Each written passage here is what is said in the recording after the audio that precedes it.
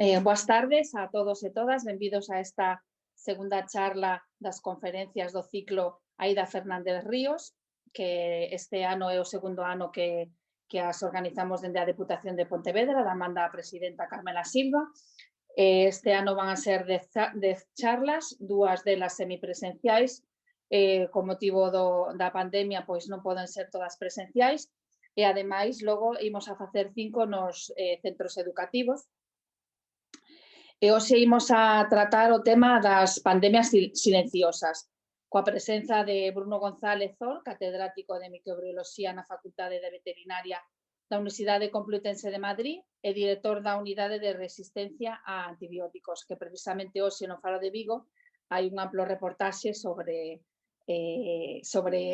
isto da resistencia aos antibióticos. E logo tamén teremos a Carlos Dieguez González, catedrático de Fisioloxía do Centro de Investigación en Medicina Molecular e Enfermedades Crónicas e director científico de Ciberborn. Este ano volvemos a facer o ciclo, xa que o ano pasado tuvo un gran éxito, moita xente participou nas videoconferencias. Na primeira, como dicía, de Bruno, o que imos a tratar é a resistencia aos antibióticos, unha pandemia silenciosa, o maior problema sanitario ao que nos enfrontamos neste momento. Todas as autoridades sanitarias coinciden dende fai anos en que a resistencia aos antibióticos avanzan sen freo e que nos estamos a tomar as medidas necesarias para mitigar os seus efectos. Por lo tanto, debemos tomar medida dende a perspectiva unha saúde que é aquela que ten en conta a saúde humana, saúde animal e saúde medioambiental, baixo un mismo prima. E logo Carlos Dieguez falará de outra pandemia silenciosa como é a obesidade, unha das pandemias con maior mortalidade. Segundo datos da OMS, máis de 4 millóns de persoas morren como consecuencia dun exceso de peso. Unha cifra que se considera que vai a seguir a medrar, non que vai a parar, e temos que poñer entre todos freo para elo. En esta conferencia explicaránse como a obesidade é unha enfermedade que forma relativamente silenciosa e que é moi nociva para a nosa saúde. Eu non os vou a entretener máis e vou a darlle paso a Alicia Estevez, a vicepresidenta da RAC, que para que moderará a charla de hoxe. Moitas grazas a todos pola vosa presenza. Bueno, como acaba de decir la diputada, bueno, este segundo ciclo de conferencias Aida Fernández Ríos, igual que pasó con el primer ciclo, el curso pasado, pues tiene una parte de conferencias dirigidas al gran público, conferencias de divulgación que tienen como objetivo acercar la ciencia a la sociedad, es decir, dirigidas, lo que se dice, al gran público. Se intentan elegir temas que abarquen las diferentes secciones de la Real Academia Galega de Ciencias. Este ciclo, que como sabéis, es fruto de un convenio entre la Real Academia Galega de Ciencias y la Diputación de Pontevedra. Como ha dicho la diputada, pues la temática de hoy es un tema bastante diferente al de la semana pasada. La semana pasada tocamos el tema de los microplásticos, este tema tocamos el tema de las pandemias silenciosas o silentes, en donde, a diferencia de otras pandemias, como es el caso de la que nos atañe ahora, que es la de la COVID-19, y en donde podemos aplicar una vacuna para intentar prevenir el agente infeccioso, aquí no hay ningún agente infeccioso, por tanto tenemos que utilizar otras herramientas diferentes para combatir estas pandemias que, como acaban de decir, pues ocasionan millones de muertos en todo el mundo, pero de una manera indirecta. Los conferenciantes de hoy son dos personas de mucho prestigio a nivel internacional que me toca a mí presentarlos. Antes de empezar con la presentación de cada uno de los ponentes, también me gustaría recordar a todos los participantes en que las conferencias están siendo grabadas y van a quedar disponibles más adelante en la página web de la Real Academia Galega de Ciencias, por si alguno pues, no la escucha en su totalidad o pues, puede disponer de ella. También os recuerdo que la sesión de preguntas o de debate será al final de las dos charlas, pero a lo largo de la impartición de las conferencias, los interesados en hacer alguna pregunta la pueden escribir en la sección que tenéis en la parte inferior de la pantalla que pone preguntas y respuestas y después al final yo se las traslado a los ponentes. Así que os animo a que hagáis muchas preguntas porque eso es lo bonito de las conferencias, que haya algo de debate. Bueno, paso en primer lugar a presentar al primer ponente, Bruno González Zor, que va a impartir el tema resistencia a antibióticos a pandemia silenciosa. Bruno González Zor, como se acaba de decir, es catedrático de microbiología del Departamento de Sanidad Animal en la Facultad de Veterinaria de la Universidad Complutense de Madrid. Es un microbiólogo de proyección internacional que es reconocido en su trayectoria científica en la lucha frente a la resistencia a los antibióticos. En el 2004 fundó la Unidad de Resistencia a Antibióticos en la UCM, de la cual es director en la actualidad. Sus estudios están centrados en la ecología de las resistencias a antibióticos, tanto en humanos como en animales, alimento y medio ambiente, desde la perspectiva que se conoce con el nombre de One Health. Esta filosofía de One Health se ha impuesto hoy en día a nivel mundial y en tanto colabora en esta perspectiva One Health tanto la Organización Mundial de la Salud como la OIE o la FAO. El profesor Bruno González Zor cuenta con un gran número de artículos en revistas de altísimo prestigio internacional, que no me voy a parar a nombrarlas. Ha participado en multitud de proyectos nacionales y europeos. Ha formado parte de múltiples comités internacionales y nacionales relacionados con la resistencia a los antibióticos y ha sido invitado a impartir más de 300 seminarios en esta temática. Es un gran divulgador, apareciendo en numerosos medios de la prensa nacional e internacional, en la televisión y otros medios de comunicación para divulgar y concienciar a toda la sociedad acerca de esta problemática de la resistencia a los antibióticos.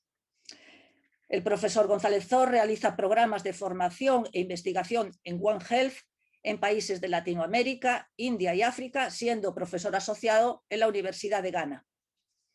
Por último, me gustaría mencionar que ha sido reconocido con multitud de premios, entre los que puedo mencionar el premio Jaime Ferrán de la Sociedad Española de Microbiología a la trayectoria científica de jóvenes investigadores, el Premio Nacional de Resistencia a Antibióticos por el Ministerio de Sanidad y el Premio de la Real Academia de Ciencias Veterinarias de España por su trabajo en alternativa a los antibióticos. Bueno, con este breve resumen de tu currículum, Bruno, te doy la palabra. Muy bien, muchísimas gracias, Olga y Alicia, por vuestra introducción y sobre todo por haberme invitado a compartir con vosotros pues, unos minutos. Creo que no voy a estar demasiado tiempo para no aburrir a nadie y sobre todo dejar paso luego a Carlos. Y bueno, os voy a resumir un poquito pues, la perspectiva que tengo acerca de la resistencia a antibióticos, cómo hemos llegado a estar en este problema y a lo mejor algún apunte, sobre todo al final de la charla. Esto lo digo para que luego os quedéis. Voy a hablar un poco de la relación que pueda haber de COVID, resistencia a antibióticos y cómo podemos afrontar este problema de forma conjunta.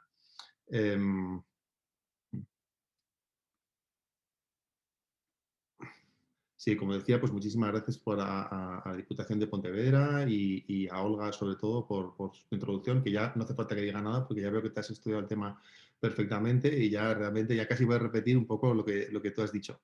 Entonces, bueno, he titulado mi charla Resistencia a los antibióticos, la pandemia silenciosa, que la doy dentro del marco de Aida Fernández Ríos y esto me hace especialmente...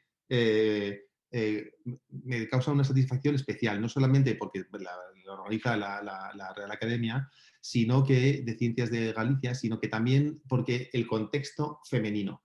Es decir, yo creo que, y lo estamos viendo hoy, dos mujeres importantes en Galicia me han presentado y creo que Aida Fernández Ríos también representa un poco el poder de las mujeres en Galicia, que creo que ha sido históricamente muy importante. Podríamos hablar sobre el motivo, si es a lo mejor porque los hombres iban a pescar y las mujeres se quedaban, pero creo que el matriarcado y el poder de la mujer gallega es especialmente importante y para mí entonces es un orgullo poder participar, además, no solamente por la Real Academia, sino además por el contexto de Aida Fernández Ríos, que ha sido una de las investigadoras más importantes que hemos tenido, como sabemos, en biología marina. Así que muchas gracias sobre todo por esto último. Entonces, bueno, para que veáis un poco el contexto en el que estamos, esta es una foto tomada ayer mismo por Perseverance, que es el robot que tenemos ahora mismo en Marte, tomando fotos a tiempo real. Prácticamente podemos ver qué está ocurriendo allí. Y lo que estamos haciendo allí es estamos buscando vida. ¿De acuerdo? Estamos buscando vida en Marte. Es decir, esta es una foto tomada de la Luna, de la Tierra desde la Luna. Vemos aquí como el único planeta que conocemos hasta ahora donde hay vida realmente es la Tierra, que es este planeta en el que estamos nosotros. Y cuando nosotros miramos quiénes estamos aquí en la Tierra, pues parece que hemos sido muy pocas personas antes de Cristo. Como vemos durante el nacimiento de Cristo, año cero, hemos sido pocas personas y luego de repente, más o menos en el año 2000 o algo así, hemos empezado a ser muchas. Hay un momento crítico en el que se ve una pequeña ondulación aquí donde el número de seres humanos ha decrecido a lo largo de la historia de la humanidad. Este es el número de seres humanos en la Tierra. Entonces, como vemos el número de seres humanos en la Tierra, que siempre ha estado prácticamente estable y ha empezado a subir poco a poco y luego ha habido un momento en el que ha decrecido. ¿Cuál es el único momento en la historia de la humanidad donde ha decrecido el número de seres humanos que estamos en la Tierra? Pues ha sido por esto. Ha sido por una pandemia, una auténtica pandemia real. Sabemos que la actual es una enorme desgracia porque han muerto más de 2 millones de personas. En esta pandemia han muerto más de 100 millones de personas. La pandemia de la peste negra ha muerto 100 millones de personas. Es decir, como decía, el único momento en la historia de la humanidad donde el número de seres humanos que somos ha descendido ha sido porque un solo clon, una bacteria, se ha diseminado por el mundo entero y, como digo, ha matado a más de 100 millones de personas. Es decir, el mensaje es: una bacteria fuera de control es peligrosa. Y si nos fijamos aquí, vimos después de haber superado la peste negra, que incluso esa pandemia la superamos, por eso soy optimista respecto a esta, vemos cómo ha crecido de forma espectacular el número de seres humanos. Y vemos que el número de seres humanos que somos en la Tierra, que somos más o menos en este diagrama, realmente somos más o menos 8.000 millones de personas actualmente en la Tierra. 8.000 millones de personas. Uno piensa, bueno, pues 8.000 no está mal, parece que somos como los reyes de la vida en la Tierra. Sin embargo, cuando uno se fija en lo que somos realmente, todos nuestros órganos están completamente colonizados, prácticamente todos los externos y muchos internos, colonizados por bacterias. Es decir, nosotros tenemos muchas más bacterias en nuestro organismo que células propias nuestras. A nivel de genoma, incluso tenemos 10 veces más genoma bacteriano en todo nuestro cuerpo que genoma nuestro. O sea que realmente somos mucho más bacteria que ser humano. Y cuando vemos el número de seres humanos que somos en la Tierra, y decimos 8.000 millones, parece que somos bastantes. Dentro de cada gramo de contenido intestinal del ser humano ya hay 8.000 millones de bacterias. Dentro de cada gramo. O sea que dentro de cada gramo, más otro gramo, más otro gramo, más otro gramo, ya hay 8.000 millones de bacterias. Es decir, que el auténtico rey de la vida en la Tierra no son los seres humanos para nada. Son las bacterias, que son las que han sido capaces de colonizar absolutamente todos los ecosistemas que tenemos en la Tierra. No hay ni un solo ecosistema en la Tierra que no esté completamente colonizado por bacterias. La Antártida, los volcanes, hay bacterias vivas, el desierto, el Amazonas, todo está lleno de bacterias. Es más, todos los seres vivos de la Tierra están internamente y externamente colonizados por bacterias. Así que el gran campeón de la vida en la Tierra, sin duda, son las bacterias. Y como vemos nosotros aquí, nosotros, de hecho, el ser humano solo lleva en la Tierra más o menos 200 millones de años. Podemos discutirlo. Quien diga que son 300, me parece bien. 300.000 años más o menos. La vida en la Tierra lleva 4.000 millones de años. Y el primer elemento de vida era un elemento muy parecido a una bacteria. Y todas esas bacterias son las que han sobrevivido durante todos estos millones de años. Son bacterias las que estaban en el intestino de los dinosaurios, las mismas bacterias que están en nuestro intestino estaban en el intestino de los dinosaurios, estaban en el mar, estaban en la Tierra. O sea que el gran colonizador y campeón de vida en la Tierra son las bacterias. No tenemos ninguna duda y, como digo, han colonizado todos los ecosistemas de la Tierra. Y allí, mientras las bacterias estaban colonizando la Tierra, han aprendido muchas cosas. Una de las cosas, como decía, es adaptarse a distintos ecosistemas. Se han adaptado al intestino de una abeja, al intestino de un dinosaurio, cae un meteorito, les da igual, las bacterias siguen aquí, se adaptan a todo a toda velocidad.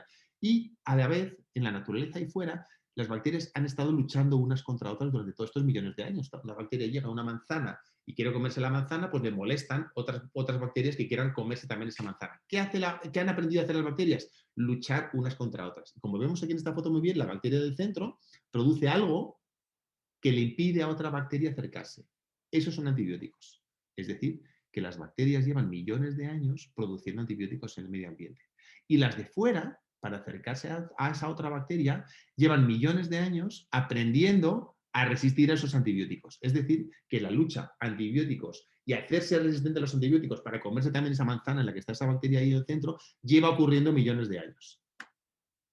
De hecho, hemos encontrado bacterias y genes de resistencia a antibióticos y antibióticos en el intestino de mamuts físicamente. Así que sabemos que realmente esa lucha y esas bacterias han estado allí.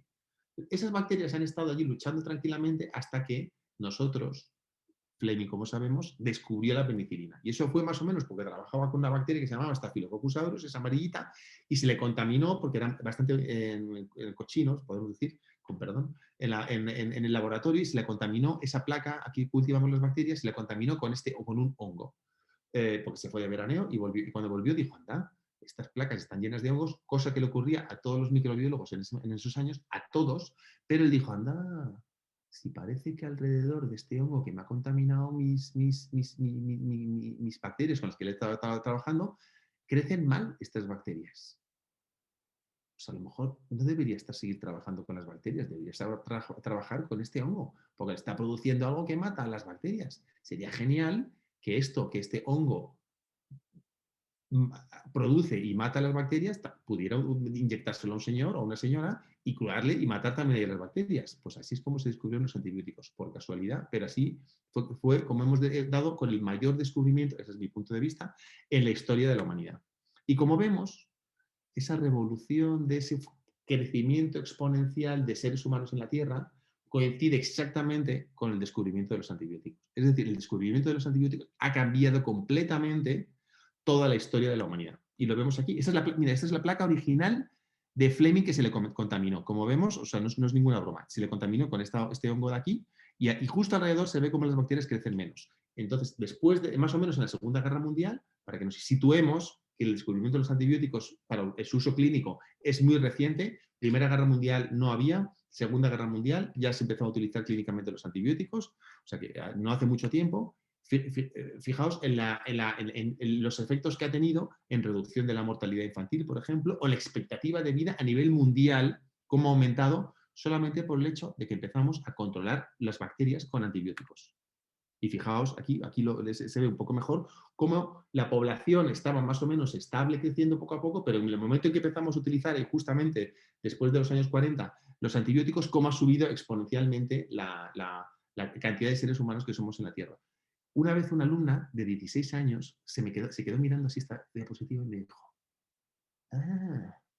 o sea que rompimos el equilibrio. Dijo, la chica está lista. Y dije, yo creo que tienes toda razón. O sea que realmente me da la impresión de que estábamos en equilibrio con la Tierra y con nuestro ecosistema y con el mundo, más o menos muriendo con relativa frecuencia los seres humanos de enfermedades, etcétera, etcétera, pero rompimos el equilibrio seres humanos Tierra, creo yo, sinceramente, y yo creo que es verdad, y ahora tenemos este problema de que somos 8.000 millones de personas, somos demasiados, pero realmente estamos muriendo de éxito, somos demasiados porque hemos curado de repente un montón de enfermedades. Claro, ¿quién da ahora marcha atrás y dice, no, vamos a matar ahora al 90% de la población para reequilibrarnos con la Tierra? Ya no podemos dar marcha atrás, pero efectivamente un poco, creo yo, que esto se podría hablar filosóficamente sobre ello, hemos roto el equilibrio seres humanos, Tierra, por el descubrimiento de los antibióticos, creo.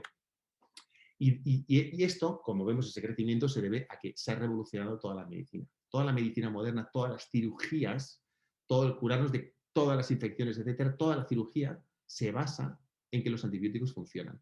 Y me gusta citar la Organización Nacional de Trasplantes, que es la organización más exitosa que tenemos en España, médica, ejemplo a nivel mundial, y que realmente todos los trasplantes solamente los podemos hacer porque los antibióticos funcionan. Todos sabemos que los quirófanos no son estériles, esos señores que están en ese quirófano, que están constantemente cayendo bacterias dentro de ese campo de quirúrgico y solamente funciona la cirugía porque ese paciente va a sobrevivir después, que va a sobrevivir porque va a recibir una terapia. Es decir, que toda la medicina moderna, como la conocemos, se basa en que los antibióticos funcionan.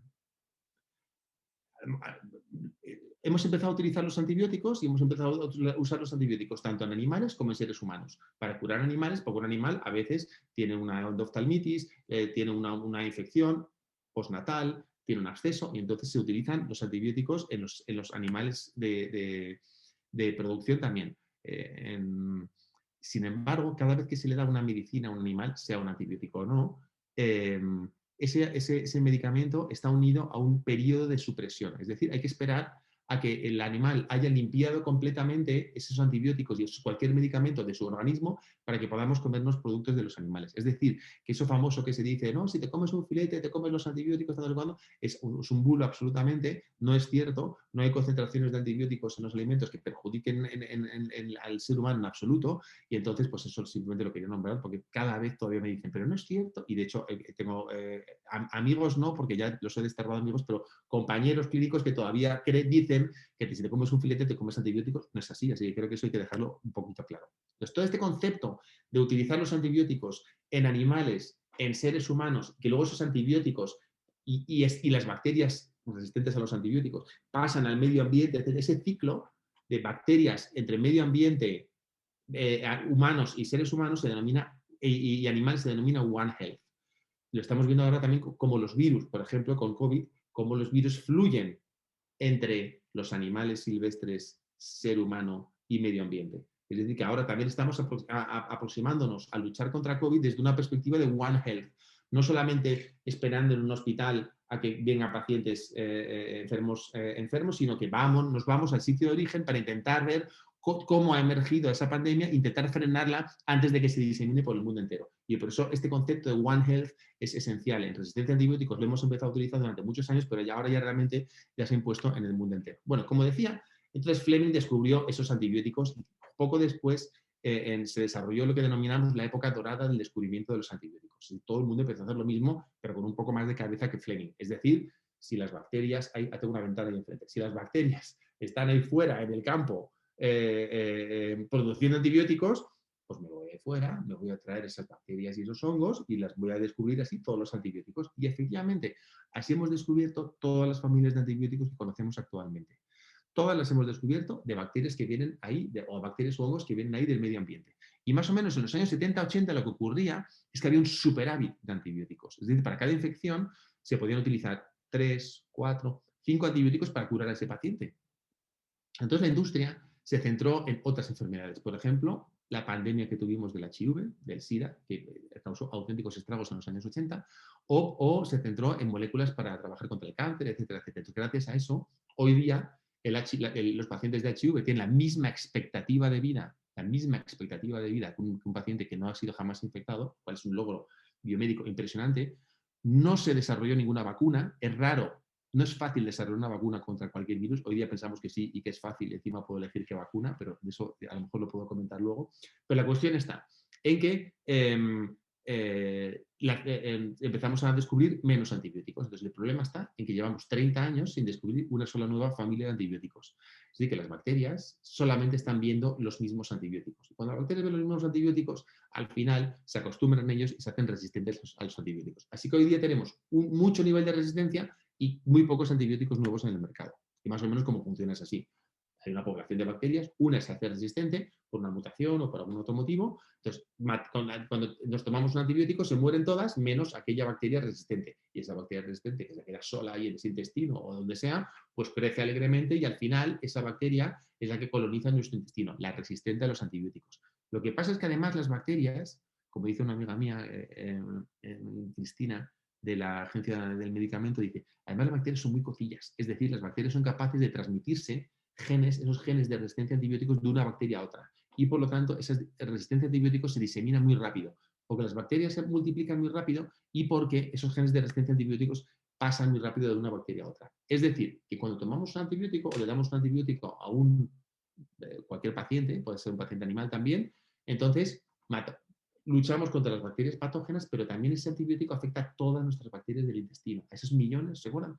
Esos 8.000 más 8.000 millones, a esos millones y millones de bacterias del intestino le afecta estos antibióticos que nosotros tomamos. Esas bacterias se hacen resistentes a los antibióticos. Así que se hacen resistentes a los antibióticos, tanto a la bacteria patógena, aunque curemos a paciente, todas nuestras bacterias del intestino se van a hacer resistentes a los antibióticos y luego pueden transferir esa información genética. Genes may be carried on a plasmid and transferred from the donor cell to the recipient cell via cell-to-cell contact and a pilus bridge. Porque las bacterias, como decía, both cells now carry the plasmid with the resistance gene. Como decía, se me olvidó quitar la voz, no pasa nada. Como decía, las bacterias se transfieren genes de una a otra. Es decir, que es algo difícil de entender, casi mágico. Es decir, que si yo hablo chino y aquí al lado hay una persona que no habla chino, le transfiero rápidamente unos genes y esta persona habla chino. Eso es lo que hacen las bacterias. Aprenden fácilmente, pero no solamente ellas solas, sino que simplemente cogiendo esa información de unos a otros. Así funciona. Por eso se disemina tan rápidamente la resistencia a los antibióticos. Así que, si hemos coincidido en que el descubrimiento de los antibióticos es el mayor descubrimiento de la historia de la humanidad, creo que estamos de acuerdo en que la resistencia a los antibióticos es la mayor amenaza en la historia de la humanidad.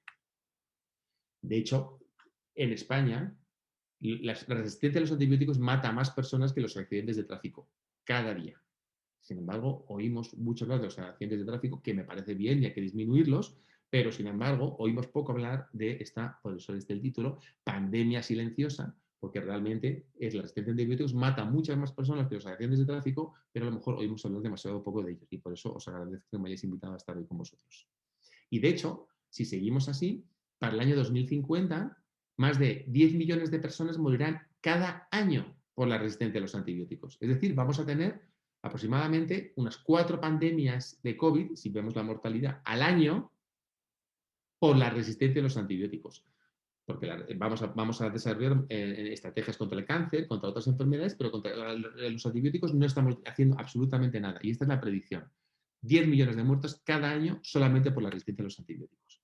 O sea, en 2014 más o menos la OMS empezó, ya hemos visto que la OMS no lo hace siempre todo bien, entonces tarda mucho la OMS en darse cuenta de que la resistencia a antibióticos es importante, sacó su primer informe en el 2014. La Organización de las Naciones Unidas declaró en el 2016 que la resistencia a antibióticos es el mayor problema que tiene el mundo. Y no ha declarado constantemente que algo es el mayor problema del mundo, sino que solamente 3 veces antes de esta, había declarado que un problema sanitario era el mayor problema del mundo. Otras veces ha sido pues, el armamento, la polución, etc. Así que no es tan frecuente que la ONU haga una declaración de estas. Así que realmente no es que yo lo piense, que lo pienso, sino que ahora, en el 2016, ya tuve el respaldo me alegré mucho, porque antes me decían que ya iba siempre ya contando lo mismo, pero allá la ONU al final lo declaró. Es el mayor problema que tiene el mundo. En el 2017, en el G20 ya hubo una declaración que hay que luchar contra la resistencia a antibióticos desde un punto de vista de One Health, que es este concepto de una salud que es muy importante, y se organizó una especie de grupo de colaboración político al máximo nivel ya en el G20. En el 2019 hubo otra declaración donde efectivamente tenemos que seguir luchando desde un punto de vista One Health, es decir, luchando tanto en el medio ambiente como en el ser humano, como en los animales, contra la resistencia a los antibióticos, y que tenemos que acelerar nuestros esfuerzos. La última reunión del G20 fue online, fue el 7 de marzo del 2020, y aquí dijimos, a pesar de la pandemia, tenemos que no olvidemos la resistencia a antibióticos, que es el mayor problema que tenemos. Así que realmente, objetivamente, todo el mundo está de acuerdo, la resistencia a antibióticos es el mayor problema que tenemos. Y ahora estamos organizando a nivel mundial una especie de macrocentro virtual de lucha contra la resistencia a los antibióticos. Y la realidad es esta. Este es el número estas son las bacterias resistentes a antibióticos en hospitales de Europa. Esto lo vamos contando así todos los años. Esto, por ejemplo, es Escherichia coli, fluoroquinolonas, pero nos da igual que antibiótico. La cuestión está en que la resistencia a antibióticos está fuera de control. En ningún país de Europa, en ningún país del mundo, se ha reducido la cantidad de bacterias resistentes a antibióticos en seres humanos. Es decir, avanza sin control, a pesar de que parece que está, ya hemos ido a hablar alguna vez de ello. Avanza fuera de control. Y por eso en España hemos organizado un plan nacional de lucha contra la resistencia a antibióticos tarde, porque empezó en el 2014, como digo, mientras que el de Holanda y el de Dinamarca, con los cuales he colaborado, pues ya le llevaban haciéndolo mucho antes. Pero tarde, pero no mal, porque lo organiza la Agencia Española de Medicamentos y Productos Sanitarios y desde un punto de vista de One Health. La Agencia de Medicamentos está, y entonces han participado todos los ministerios y participa, como decía, la Agencia de Medicamentos muy One Health. Realmente tiene una parte de medicamentos veterinarios, medicamentos animales y una parte de contaminación de medio ambiente. Entonces, realmente el plan es muy bueno y lo dirigen aquí estas personas, ¿por qué no decirlo? Chus Lamas, otra gallega fuerte en el mundo, porque realmente es la directora de la Agencia Española de Medicamento y antes trabajaba en el Hospital de Santiago. Así que aquí vemos otro ejemplo que quería sacar a colación, porque realmente aquí estamos viendo como en ciencia, no solamente en matemáticas o en otras ciencias, pero casi todas las áreas, las mujeres gallegas han tenido especialmente poder. Y luego vamos a ver un ejemplo, especialmente presencia en España y en Europa y en el mundo. Y antes de acabar, entonces os quería contar este concepto de One Health, cómo se hace, qué significa. Aquí vemos el número de bacterias resistentes a carbapenemas. Carbapenemas es un antibiótico de último recurso intravenoso que se pone en hospitales cuando ya te estás ahí, cuando estás muy infectado con estas bacterias. Entonces, hace no mucho tiempo, estas bacterias eran absolutamente intratables. Es decir, una vez que tenías una de estas bacterias, ya resistía a los antibióticos de ultimísima generación, no se podía hacer nada. Hasta que alguien dijo, anda, si hay un antibiótico que rechazamos para uso humano en los años 50, que es un antibiótico que se llama colistina. La colistina era un antibiótico que se descubrió en esa época dorada de los antibióticos, pero que es relativamente tóxico, nefrotóxico, sobre todo en seres humanos, y se descubrió prácticamente a la vez que cefalosporinas y otros antibióticos que eran mucho menos tóxicos. Entonces se dijo, colistina, úsese libremente en animales, pero no en el ser humano, porque realmente en el ser humano es demasiado tóxico. Sin embargo, hace unos 7 años se empezó a usar la colistina intravenosa parenteral en el ser humano. ¿Por qué? Porque no había ningún solo antibiótico capaz de curar a estos pacientes. Es decir, que estamos recurriendo a antibióticos que descartábamos en los años 50 por tóxicos, pues ahora lo hemos rescatado porque es la única herramienta que tenemos para luchar contra los seres humanos, contra estas infecciones en los seres humanos. Y este es el ejemplo de cómo en el Plan Nacional de Lucha contra la Resistencia a Antibióticos se ha organizado bien. España, en ese momento, era uno de los países que más colistina utilizaba en animales. Entonces dijimos, hombre, si este antibiótico va a hacer falta para salvar a seres humanos en los hospitales, ¿cómo vamos a seguir utilizándolo tanto en animales? Entonces se impuso un Plan Nacional de Control de Colistina, y como se ve, se ha reducido no solamente un 85%, ya estamos en un 98% la cantidad de colistina que se utiliza en animales, sin que subiera el uso de antibióticos alternativos en animales. Es decir, un claro ejemplo de One Health, donde si hace falta el antibióticos en seres humanos, vamos a dejar de utilizarlo, a limitarlo en animales. Creo que esa es una aproximación correcta. Entonces, hoy día España utiliza la colistina a nivel menor del que incluso nos habían aconsejado en la Unión Europea. Así que es un éxito del Plan Nacional de Lucha contra la Resistencia a Antibióticos, como decía. Pero, sin embargo, la Unión Europea acaba de aprobar hace pocos meses el Green Deal, el Pacto Verde. Y el Pacto Verde dice que debemos reducir el consumo de antibióticos para otro 50% más en animales hasta el 2030. Es decir, que todavía tenemos que hacer un esfuerzo más para reducir el consumo de antibióticos, que en España es alto, tanto en animales como en seres humanos, más alto que en la media. ¿Qué podemos hacer? ¿Qué tipos de aproximaciones podemos hacer? Esto es una aproximación genética que nosotros hacemos en el laboratorio y que publicamos hace no mucho tiempo. Podemos detallar o ver qué genes de resistencia a antibióticos tiene la bacteria que nos produce enfermedad, por ejemplo, es lo que se hace actualmente, pero también podemos hacer la alternativa. Antes había dicho que estas bacterias en el intestino son capaces de compartir esos genes de resistencia a antibióticos unos a otros. ¿Por qué no miramos qué genes de resistencia a antibióticos están realmente en el intestino? Entonces, es lo que hemos hecho aquí en 8 países de la Unión Europea y hemos secuenciado el 100% de las bacterias, aquí esas 8.000 millones, si se acuerdan, las hemos secuenciado. Y cuando las secuenciamos, vemos el reservorio en genes de resistencia a antibióticos que tenemos allí. Y ahora estamos empezando a utilizar esto para dar un antibiótico a un paciente. Es decir, estamos pensando, si a este paciente le podría dar, vamos a elegir, 4 o 5 antibióticos. Pero si ya tiene en su intestino genes de resistencia a antibióticos contra el antibiótico 1, 2 y 3, entonces no lo voy a dar el 1, 2 y 3 aunque le vaya a curar, porque la bacteria, esa patógena, esa mala que le está produciendo la enfermedad, va a captar esos genes de resistencia, puede darle el 4. Entonces, estamos empezando a pensar en dar antibióticos en función del reservorio de genes de antibióticos que tiene el paciente. Y por eso es secuenciar todos estos genes y ver, estos son genes de resistencia a antibióticos, y no les quiero aburrir, pero esos son de BLAZXM, genes de resistencia a cefalosporinas de tercera generación, a colistina, etcétera, etcétera. Y estamos empezando a pensar en darle el antibiótico en función del reservorio de genes de antibióticos que tiene un paciente. Aquí hay nuevas técnicas donde estamos viendo la cantidad de, como decía, genes de resistencia a antibióticos que tienen los seres humanos o, por ejemplo, los animales, y aquí vemos cómo en el intestino de los cerdos, por ejemplo, hay más genes de resistencia a antibióticos que el intestino de seres humanos. Así que debemos tener en cuenta también luchar no solamente contra la resistencia a antibióticos en seres humanos, que es el objetivo, sino también en los animales. Y aquí se ve incluso que es algo que vemos, cómo puede llegar esas resistencias a los antibióticos. Ya hemos dicho que a través de los alimentos, esos genes de resistencia a antibióticos, esas bacterias, esos antibióticos no llegan al ser humano. Eso ya lo sabemos. Pero entonces, ¿por qué luchamos contra ellas? Porque las bacterias sí que pueden llegar. ¿Cómo pueden llegar? Pues en este estudio que hemos hecho en granjas, hemos visto que a través del polvo de la granja llegan al intestino de los granjeros. Y los intestinos de los granjeros, como hemos visto aquí, hemos secuenciado todo el genoma, todas esas 8.000 bacterias de los granjeros, de población de ciudad y de animales de granja, y resulta que, como vemos aquí,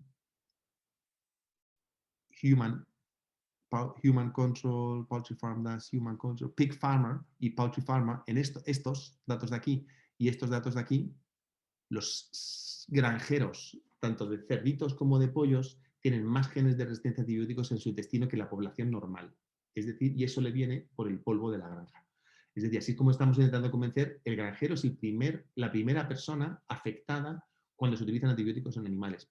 Y de hecho en Holanda, ahora cuando entras en un hospital, en cualquier hospital en Holanda, lo primero que te preguntan es si trabajas directamente con animales, porque te aíslan para descolonizarte de ciertas bacterias resistentes a los antibióticos que pueden estar ahí. Así que es muy importante que tengamos en cuenta esto. Aprovecho también, bueno, eso lo voy a hacer luego. Lo voy a decir luego. Entonces, de hecho, algún tipo de estos trabajos para ver cómo las bacterias pueden fluir de un sitio a otro, no solamente las hacemos en Madrid en mi laboratorio, sino también se hacen en Galicia. Aquí se ve en este trabajo, publicado ahora en mayo de 2021, por la directora de resistencia a antibióticos del Centro de Referencia de E. coli de España, y entonces ellos acaban de ver cómo en carne de pavo en supermercados están las mismas bacterias que producen infecciones hospitalarias. Es decir, que parece que hay un flujo a través de los alimentos, de esos clones que a veces son solamente 2 o 3, son pequeños clones, pero que se diseñan en hospitales, pues esos clones no están exclusivamente en hospitales, sino que también pueden estar presentes en animales. Entonces, cómo esos genes de resistencia a antibióticos pasan a través de los alimentos es muy importante, y ahora mismo se está haciendo un importante trabajo sobre esto con genómica y en proyectos europeos. De hecho, colaboro con este grupo en varios proyectos europeos, entonces creo que es muy importante también que veáis que se está haciendo allí una ciencia última. Y como había prometido, algo hay también relacionado con COVID en todo este problema, y es un poco lo que os voy a contar. Este es un artículo publicado el mes pasado, donde hemos visto cómo se consumen los antibióticos en general en España desde el 2017. Eso no es la primera vez que se ve. Y se ve claramente como tenemos siempre un pico, esto es enero del 2017, enero del 2018, hay un pico siempre, típico pico de la gripe invernal. Se utilizan más antibióticos. Entonces aquí teníamos nuestro pico de enero del 2020, el consumo de antibióticos iba a bajar, aquí iba a bajar más todavía, porque siempre baja en marzo, y resulta que en marzo es cuando empecemos a tener los primeros pacientes. ¿Qué ha ocurrido en marzo del año pasado? En marzo del año pasado es que ha habido un superconsumo de antibióticos en toda España. ¿De qué antibióticos? Pues hay gente que dice, hombre, obviamente la citromicina, porque al principio de la pandemia, que es esto, no se sabe muy bien cómo manejar a los pacientes, y entonces se daba acitromicina, y todavía hay muchos sitios del mundo donde se utiliza. El consumo de acitromicina subió a más de un 400%. Pero no solo eso, hemos hecho un análisis estadístico de 60 antibióticos de consumo hospitalario, de 60. Esta es la figura complementaria del artículo. Por eso hay mucha gente que no la ve, por eso la enseño. Y entonces aquí se ve, hemos hecho un análisis estadístico muy severo y muy bueno, y como vemos, no solamente la citromicina ha tenido un récord de consumo de antibióticos, sino también cefalosporinas de tercera generación, colistina, incluso cefalosporinas con inhibidores de SBLs, tetraciclinas. Entonces, como vemos aquí, varios antibióticos han tenido su récord absoluto en marzo del 2020. Es decir, y otros han subido significativamente, como levo y eritromicina. Así que realmente en el manejo de la enfermedad se ha utilizado al principio, sobre todo al principio, porque no se sabía manejar esta enfermedad y a los pacientes, los antibióticos masivamente. Ahora en España, la mayoría de los sitios se ha aprendido a controlar mejor la enfermedad y no se utilizan masivamente antibióticos. Pero si realmente esto ha tenido o no ha tenido un efecto en la diseminación de bacterias o emergencia de bacterias resistentes, es algo que estamos estudiando actualmente. Lo que sí sabemos, y esto es otro con la colaboración del Hospital de Santiago, aunque es en un hospital de Oviedo, si no me equivoco, es donde se ha visto que una Klebsiella de estas resistentes a las carbapenemas, de esas que he enseñado yo que suben tanto, resulta que se ha estado diseminando en un hospital porque se están tratando a esos pacientes por COVID. Es decir, que estamos empezando a tener también en España el efecto de la diseminación en bacterias altamente resistentes a los antibióticos por el uso de antibióticos por COVID. Si esto va a tener un efecto masivo o no en la resistencia en general que estamos viendo, no lo sabemos realmente. Porque lo que también estamos viendo es que estamos actuando mejor en el control de infección intrahospitalaria. ¿De quién se ha puesto unos guantes y un EPI cada vez que entraba en un hospital en España o en una UCI? Nadie. Por eso mismo se diseminaban más fácilmente las resistencias a los antibióticos antes. Ahora hemos controlado la gripe, todos simplemente con la mascarilla y con unas condiciones higiénicas sanitarias no hay gripe, así que ese pico de utilización de antibióticos no creo que se haya dado este invierno pasado, probablemente. No sé cómo se va a dar los inviernos próximos. Y creo que el control de infección intrahospitalaria también ha mejorado mucho. Era muy deficiente antes, tengo que reconocer. Los que antes se ponían EPIs para entrar en una granja de cerditos o de pollos, siempre les ha escandalizado cómo se podía entrar sin cambiarse prácticamente nada en una UCI en cualquier hospital español. Entonces, cualquiera que sepa un poco de control de infección. Sin embargo, eso ahora se hace mucho, entonces es posible que el control de infección intrahospitalaria haya aumentado, haya mejorado y que se controle así más la diseminación de la resistencia a los antibióticos en los hospitales. Así que es posible que, es posible que la resistencia a antibióticos haya empeorado con COVID o no. Es algo que justo lo estamos estudiando ahora mismo.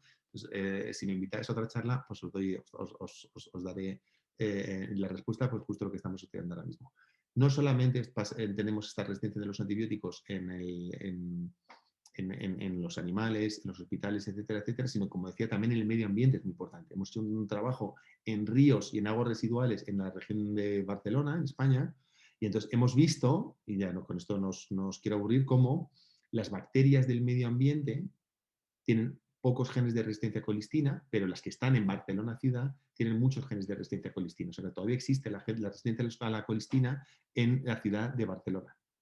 Y este artículo es justo ahora publicado el 12 de abril, como lo ven ahí, donde hemos visto cómo es esa población de Escherichia coli. Hemos secuenciado los genomas con distintas técnicas, con Illumina y Nanopore, etc. Por eso no les quiero aburrir, pero viendo muy en detalle cómo son las bacterias resistentes a antibióticos en ríos o en aguas residuales, que son las de los seres humanos, como vemos, hay mucha más diversidad de bacterias en los ríos, que la tenemos aquí, que en aguas residuales. En aguas residuales al final quedan solamente 1 o 2 clones, pero con mucho más genes de resistencia a antibióticos y muchos más plasmidos, o sea, mucha más transferencia horizontal de genes.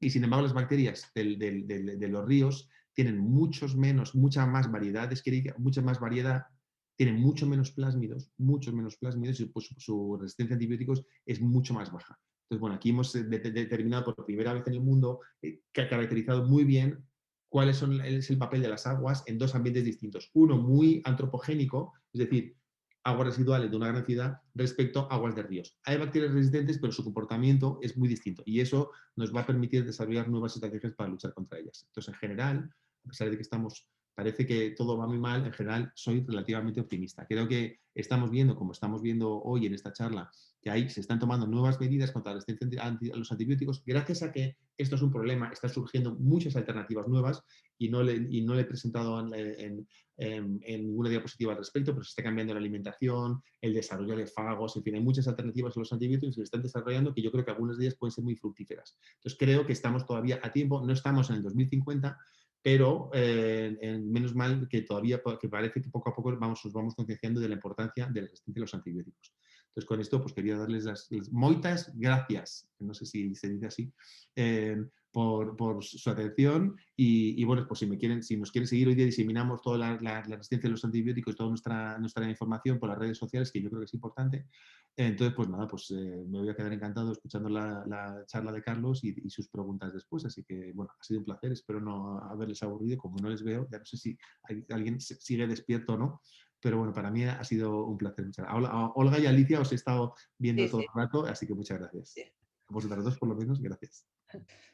Muchas gracias, Bruno. Creo que has dado una charla muy amena sobre la importancia esta de Wangel en la resistencia a antibióticos. Este es un año muy, como dijiste, es un año con lo de la pandemia muy inusual, ¿no? Para ver realmente qué es lo que la significancia que ha tenido a nivel hospitalario, sobre todo en el aumento, ¿no? Porque claro, por una parte el COVID también ha hecho que muchas enfermedades infecciosas respiratorias pues no han aflorado, tipo neumonías bacterianas y eso. Entonces, por una parte, bueno, lo veremos dentro de unos años. Bueno, muchas gracias. Enseguida. Sí. Bueno, ahora doy paso, ya veo que hay algunas preguntas para ti, pero al final ya las comentaremos. Voy a pasar ahora a presentar a la siguiente charla, que es sobre la obesidad. ¿Es la obesidad la pandemia con mayor mortalidad? La va a presentar Carlos Dieguez González, que es catedrático de Fisiología de la Universidad de Santiago de Compostela y director científico del Centro de Investigación en Medicina Molecular y Enfermedades Crónicas, el CIMUS, de la Universidad de Santiago, y director científico del Centro de Investigación Biomédica en Red de Fisiología, Fisiopatología de la Obesidad y Nutrición. La actividad científica del grupo de Carlos Dieguez está centrada en el campo de la endocrinología y nutrición, en donde tiene una gran proyección internacional que se refleja en la gran cantidad de publicaciones, cerca de 600 publicaciones en revistas internacionales, también igual que en el caso de Bruno, pues de elevadísimo índice de impacto. Y es uno de los científicos más citados, con un índice H de 116 y cerca de 50.000 citas. Eso ya da idea pues, de la relevancia científica del grupo de Carlos Dieguez. Ha sido invitado a impartir numerosas conferencias en congresos internacionales, ha dirigido un gran número de tesis doctorales, participado en numerosos proyectos nacionales e internacionales y es autor también de varias patentes. Su investigación ha sido reconocida con varios premios, como el Jeffrey Harris Prize de la Sociedad Europea de Endocrinología, el premio a la trayectoria del grupo por la Sociedad Española de Endocrinología y Nutrición, el premio Novoa Santos de investigación y ya más recientemente, en el 2019, la medalla de investigación Ángeles Alvariño por la Real Academia Galega de Ciencias en su primera edición. Bueno, pues nada más, te doy la palabra, Carlos, cuando quieras. Bueno, muchas gracias, Alicia, por la presentación. Realmente para mí es un placer y un honor realmente el poder estar hoy en esta sesión. Realmente el trabajo que ya ha presentado de resistencia a antibióticos Bruno ha dejado el listón muy alto. Yo casi hubiera seguido disfrutando tranquilamente de su charla porque realmente era muy interesante. Sí, simplemente antes de empezar ya con la temática de mi charla, decir de que agradezco especialmente de que Juan Lema esté presente hoy aquí. Juan y yo tenemos cierto vínculo ancestral y por tanto es un placer a mayores el que hoy esté aquí. Por lo demás, agradecer a la Diputación la organización de estas charlas. Creo que, sobre todo para los que abordamos temas como resistencia a antibióticos o como obesidad, es un tema con un componente que va más allá del puramente sanitario. Es importantísimo la implicación de todos los elementos de la sociedad, porque realmente nos estamos jugando el futuro de la sociedad y del país con estas pandemias. Bien. Yo, como soy un gallego y soy un poco cauto, puse realmente un título en interrogante y el ponerlo en interrogante es simplemente para que sean ustedes el que respondan a la pregunta, ¿no? Yo no voy a responder a esta pregunta, sino que lo que quiero es de que todos los oyentes emitan la respuesta. Básicamente, la obesidad es un problema relativamente reciente, es un problema reciente de la evolución de la especie humana. Realmente, aunque siempre ha habido pacientes obesos, esto realmente es una epidemia, una pandemia relativamente reciente. Según la OMS, estos eran cifras anteriores a COVID, tenemos más de 4 millones de muertos por año por obesidad y sobrepeso, o sea que el componente de mortalidad es muy potente. Lo más preocupante con todo no es eso, sino es lo que viene en el futuro, porque lo que estamos viendo es de que el incremento en obesidad, sobre todo en en la población más joven, en concreto en la etapa infantil, en niños, ha pasado del 4 al 18%. Y contrario a una creencia generalizada, que es de que la obesidad es una enfermedad de países de alto poder adquisitivo, como puede ser Estados Unidos o Europa, es que la gran mayoría de la obesidad a día de hoy ya está implementada en países subdesarrollados. Para que os hagáis una idea, digamos, de que hay una marcada incremento en obesidad en el África subsahariana, que todos identificamos como que tienen un problema de malnutrición, y sí tienen un problema de malnutrición, pero en el África subsahariana tenemos dos componentes. El África rural, que llamamos, el África urbana. En el África rural tenemos un problema de malnutrición brutal. En el África urbana tenemos más bien un problema de obesidad, y pueden compartir incluso en ciertas familias, debido a ciertas desigualdades relacionadas con género, etcétera, puede compartir ambas patologías, malnutrición y obesidad. Un elemento que tocaré varias veces es de que el bajo nivel socioeconómico está asociado a mayor ingesta de obesidad. Y esto es muy importante porque, y en parte está relacionado con el hecho de que, pero no exclusivamente, está básicamente relacionado con dos hechos. Uno, el nivel educacional, y otro, el poder adquisitivo. Básicamente porque los alimentos saludables, por ejemplo, los alimentos frescos, suelen ser más baratos que algo ultraprocesado y con alto poder calórico, pero con poco recomendable nutricionalmente. O sea que tenemos ahí toda una serie de componentes que van más allá del puramente sanitario si queremos abordar este tipo de problemas. Para que os hagáis una idea, estos son cifras del 2020 y básicamente lo que quiero que os fijéis es de que entre el 2000 y el 2020 en cualquier zona del mundo ha habido un incremento brutal. En 20 años hemos pasado pues, de 46 a 150 millones de obesos. Aquí hemos pasado de 30 a 71, que es un gran incremento. En el África subsahariana de nuevo a 24, que es triplicar. O sea que hemos pasado en el mundo de 300 millones a más de 600. Esto en 20 años. Y esto nos quiere decir de que tenemos un problema que no somos capaces de manejar, ni de abordar, ni de controlar, y que se sigue expandiendo año a año en prácticamente todos los países del mundo. A nivel, si os interesa un poco más nuestro entorno propio, cuanto más azul quiere decir, no tiene nada que ver con el resultado de las elecciones recientes, sino cuanto más azul quiere decir mayor incidencia de obesidad, y lo que veis es de que todos somos azules en la práctica, en mayor o menor grado, y que básicamente la incidencia de sobrepeso o obesidad está entre el 40%, las cifras más altas, y que en Galicia estamos en un 23%. El que estemos mejor que en otros sitios no nos debe servir de consuelo, porque estamos por cifras por encima del 20% que son realmente inaceptables. O sea que tenemos un problema de obesidad en toda España, y en Galicia no somos menos que en algunos, pero tenemos un problema. ¿Y esto por qué es un problema? Pues es un problema porque nos quita años de vida, y esto es algo que tenemos que trasladar a la sociedad y que todavía no ha calado en la sociedad. La obesidad nos quita años de vida. Y esta es la estadística del Instituto Nacional de Estadística, y básicamente lo que han hecho es calcular los años de vida perdidos en relación a distintas patologías y distintos hechos que acompañan la vida del individuo. Tenemos en cabeza dos, que son tabaquismo y consumo de alcohol y drogas. Estos son datos del año 2016, que son los que más años de vida nos quitan, y esto es inaceptable y es controlable, pero esto ya lo sabemos.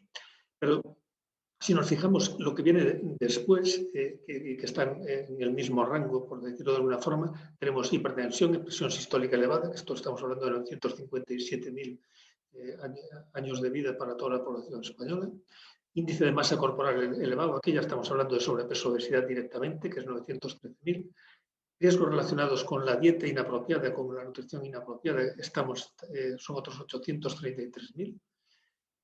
diabetes por elevación de glucosa, esto más de 600.000, pero me gustaría hacer hincapié en que más del 90% de los pacientes diabéticos en España, que son 4 millones, son consecuencia de la obesidad. O sea que ir sumando si queréis, colesterol elevado es una consecuencia habitual también de la obesidad, etc. O sea que realmente lo que tenemos es de que muchos de estos años de vida son consecuencia del exceso de peso y de la obesidad. O sea, de que realmente tiene un impacto real en cada sujeto que tiene con sobrepeso y obesidad.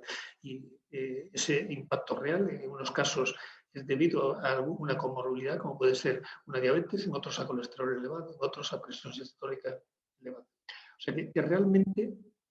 ¿Por qué es importante el estudio de la obesidad? ¿Por qué es importante el control de la obesidad?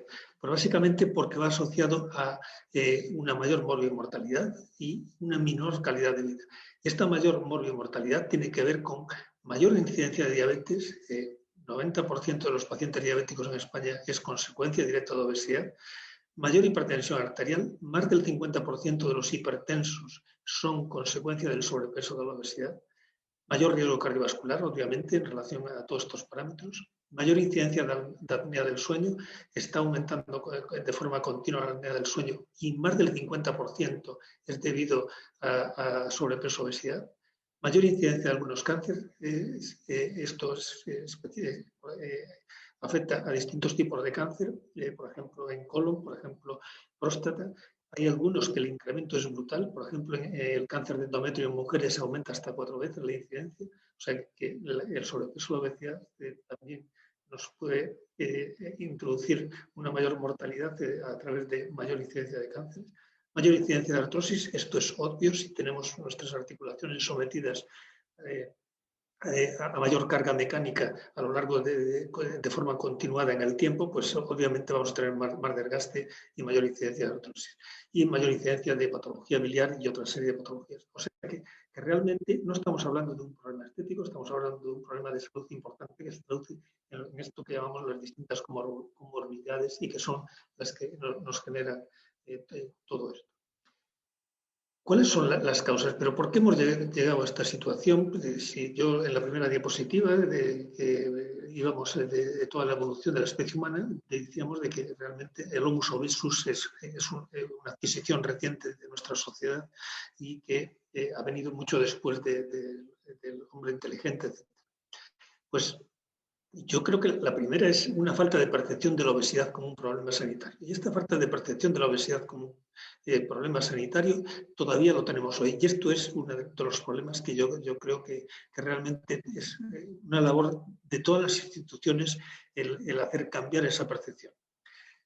Y os voy a decir varios argumentos en relación a este tema y esto es, por ejemplo, una encuesta que se hizo entre personal sanitario en Estados Unidos para saber su percepción y hago hincapié en que era personal sanitario. Esto fue hace 15 años más o menos cuando se hizo. Y se le daba a elegir entre estas 4 aseveraciones y que eligieran cuál creían ellos que era más adecuado. Si no estuviéramos sesgados en relación a los pacientes obesos, pues esperaríamos más o menos cualquiera si tenían que elegir entre una de estas 4, que más o menos cada una llevase un porcentaje del 25% aproximadamente.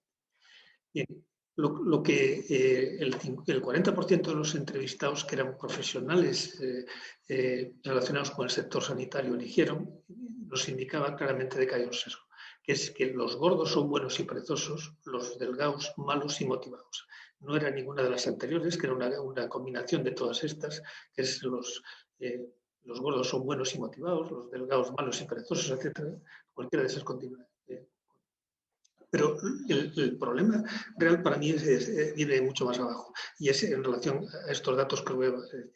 Y es que aunque hoy ya el 88% hemos pasado desde el 2001 al 2020, 2018 en concreto, el 88% de los profesionales reconocen ya la obesidad como una enfermedad, el 68% de los pacientes obesos no reconocen la obesidad como una enfermedad. O sea que no son conscientes, no han interiorizado de que tienen un problema sanitario. interiorizar de que tienen un problema estético y que tienen que abordar ese problema estético, pero no lo tienen abordado como un problema, como una enfermedad. Y esto tampoco nos debería de extrañar, porque es que la Asociación Médica Americana solo en el 2013, y fue después de un intento fallido en el 2012, empezó a considerar o asumió de que la obesidad es una enfermedad. O sea, de que realmente hemos tardado mucho tiempo en ser conscientes de que teníamos un problema grave y que esto era una enfermedad, y que la obesidad es una enfermedad y que no es un problema como incluso en sectores médicos muy potentes dentro de la Sociedad Médica Americana, que frenaron este tema durante muchos años, consideraban que era simplemente malos hábitos, de falta de educación, falta de motivación por parte de los sujetos, etcétera, pero que no era en sí una enfermedad. Y esto es sorprendente, porque si nos vamos ya un poco a etapas más anteriores, en las cuales la palabra obesidad fue una palabra que surgió posteriormente, ya para dar con una connotación de enfermedad, pero se les solía llamar en los tratados antiguos como corpulencia, y que básicamente ya decían de que algunas autores previos ya nos decían de que era una enfermedad, que con toda seguridad. Y de hecho, la Sociedad Americana de Médicos no fue la última, sino el Royal College of Physicians hasta el 2018 no emitió un consenso de que la obesity is a disease, la obesidad es una enfermedad. O sea que realmente el que tengamos este problema, por tanto, los primeros que tenemos que hacer autocrítica es el propio estamento médico de control. Bien, ¿cómo consideramos hoy la obesidad? Pues como una enfermedad crónica, exceso de peso por exceso de masa adiposa. O sea, y enfermedad crónica, ¿qué quiere decir? Quiere decir de que tenemos que asumir de que esto es algo que habitualmente adquirimos con el paso del tiempo, con el paso de los años, y que su control, su reversión, habitualmente también nos va a llevar mucho tiempo. O sea, y el exceso de peso por exceso de masa adiposa es algo aplicable. Habitualmente nosotros decimos de que esto no deberíamos casi ni decirlo, porque apenas ocurre el que no sea por exceso de masa adiposa. ¿Cuándo no es por exceso de masa adiposa? Pues básicamente cuando estamos hablando de culturistas, de personas que hacen mucha musculación, etc. Pero en el 99.8% de los sujetos, el exceso de peso equivale a exceso de masa adiposa. ¿Cuándo hablamos de exceso de masa adiposa? Pues lo que hacemos es calcular el índice de masa corporal. Es muy fácil de calcular y que cualquiera de ustedes lo puede hacer con lápiz, bolígrafo o con cualquier calculador. El IMC es el peso en kilos dividido por la altura en metros al cuadrado. O sea que si Juan mide 2 metros y pesa 100 kilos, ¿qué quiere decir? Pues que 100 dividido por 2 al cuadrado, que sería 4, nos dice que Juan tiene un IMC de 25. Este Juan no es nuestro presidente de la Real Academia, él no mide 2 metros ni pesa 100 kilos, pero os aseguro de que tiene un IMC que está en el rango normal. ¿Por qué nos interesa calcular ese cociente de peso dividido por la altura en metros al cuadrado? Porque con eso obtenemos este coeficiente y este valor del IMC, si está entre 18,5 y 25, quiere decir que tenemos un peso corporal normal. Eso es lo que consideramos normalidad. De 25 a 30 es sobrepeso, que quiere decir que tenemos que estar vigilantes y contemplar el hacer cambios en el dieta, en ejercicio físico, y a partir de 30 estamos hablando de que tiene una enfermedad, el sujeto. El sujeto está enfermo de obesidad, que puede ser de distintos grados, de 30 a 35, que querría decir 1, de 35 a 40, obesidad grado 2, y el IMC a partir de 40 se considera obesidad mórbida y es grado mayor. Cuanto más avanzamos en este cociente, mayor es el número de comorbilidades, mayor es el problema sanitario que tenemos y nuestra esperanza de vida va a estar cada vez más comprometida y nuestra calidad de vida igual. ¿Cuáles son las causas de esta obesidad? Pues, ¿por qué unos sujetos desarrollamos obesidad? Pues básicamente, a grandes rasgos, hay factores genéticos y ambientales. Los dos son importantes y me voy a referir, pero básicamente, cuando hablamos de factores genéticos habitualmente, podemos distinguir dos grupos, uno que es síndromes monogénicos, que son relativamente raros. Esta rareza, más o menos, querría decir, en términos globales, en relación a todos los pacientes obesos, que es más o menos el 5%. Si cogemos el grupo de pacientes con obesidad mórbida, el porcentaje igual aquí estaría más alto, en el orden a lo mejor del 10 al 15%, pero básicamente son la minoría de los pacientes obesos. La mayoría de los pacientes van a tener genes de susceptibilidad, que quiere decir obesidad poligénica, que quiere decir de que tienen más susceptibilidad a la obesidad cuando están afectados por factores ambientales relacionados con la ingesta, relacionados con el ejercicio, relacionados con factores socioeconómicos como antes os decía. O sea que a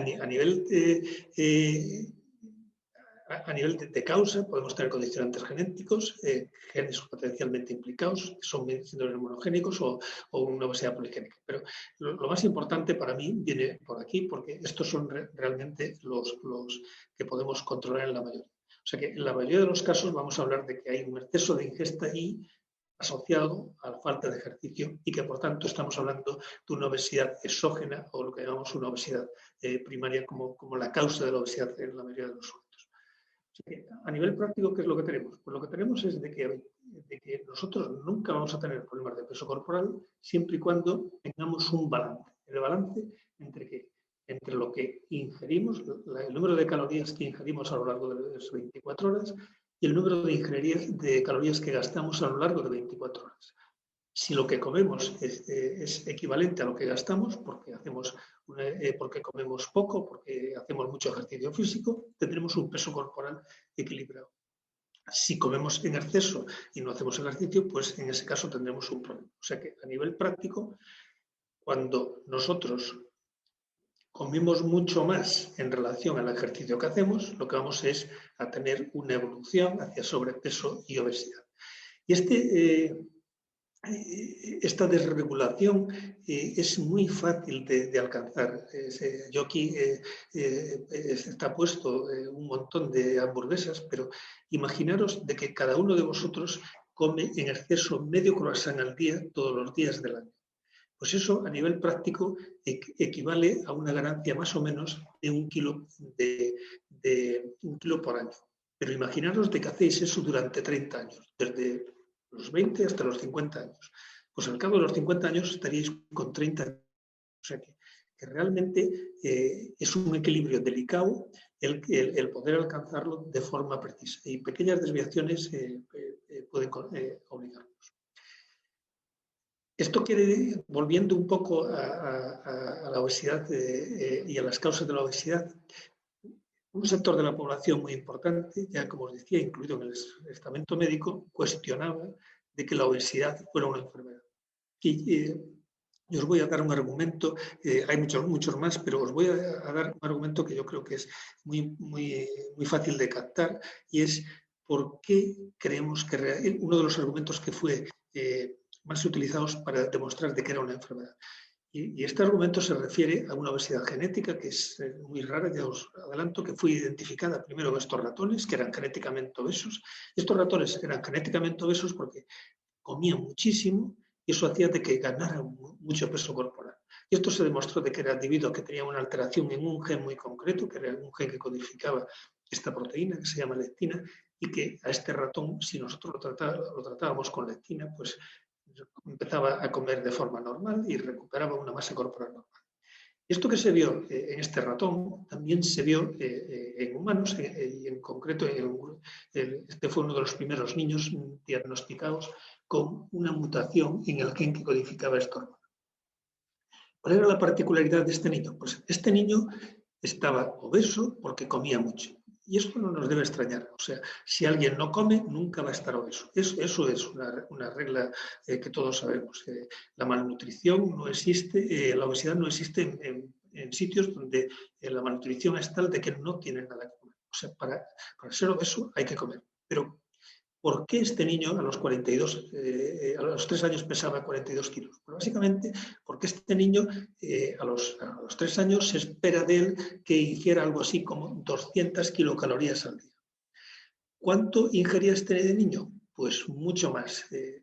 Ingería básicamente todo lo que se le ponía delante. Estos niños fueron diagnosticados de esta mutación en Cambridge y se le hizo un test de ingesta, ¿vale? Un test de ingesta, ¿en qué consistía? Pues estábamos hablando de Inglaterra, de Reino Unido. Por tanto, lo que se intentó fue darles un desayuno muy generoso, un desayuno inglés muy generoso, que es pues muchas tostadas, muchos huevos revueltos, bacon, habas, y como eran niños con ingesta excesiva, decidieron ponerle un pollo entero. Tuvieron que parar el test. Estos niños en la práctica son capaces de comer fácilmente 2.000 kilocalorías por día. Y cuando comes 2.000 kilocalorías por día, lo que haces es ganar un peso brutal, y estos niños ya a los 5 años tenían diabetes. O sea, que la obesidad les estaba generando una diabetes de origen muy temprano, una diabetes tipo 2. Estos niños tuvieron la fortuna de que se descubrió el gen que codificaba, esta hormona, y además esta proteína se pudo sintetizar en el laboratorio y pudo dárseles tratamiento. Y automáticamente estos niños, que a su familia tenía que dejarles todo bajo llave porque comían todo lo que encontraban, y si no encontraban nada se iban directamente al congelador y comían la comida congelada, tan pronto se les trató con esta hormona, con esta lectina, empezaron a recuperar una ingesta normal, comían perfectamente normal, y como veis aquí, este niño ha recuperado un fenotipo perfecto normal, un peso corporal normal. O sea que lo que tienen es un fallo genético que induce un hambre desaforada, un hambre incontrolable, y que, sin embargo, si le corregimos ese gen, recuperan una conducta de ingesta perfectamente normal. Y esto claramente nos demuestra de que esto es un problema sanitario, este es un problema médico, una base genética, en este caso de una obesidad monogénica, que son raras, pero son demostrativas de lo que tenemos.